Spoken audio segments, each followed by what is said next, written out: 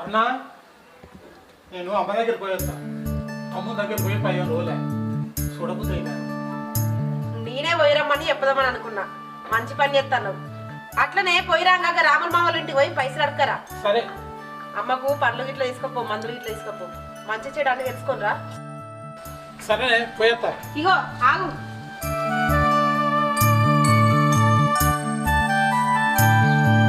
మళ్ళీ వచ్చింది. రాజకుమార్ వాళ్ళు భూమి అమ్ముతా అని చెప్పారు కదా, దాని గురించి ఏం ఆలోచించినావు? నాకే తెలిసే, ఏదైనా నువ్వే చూసుకుంటావు కదా, నన్ను కొత్తగా అడుగుతావు.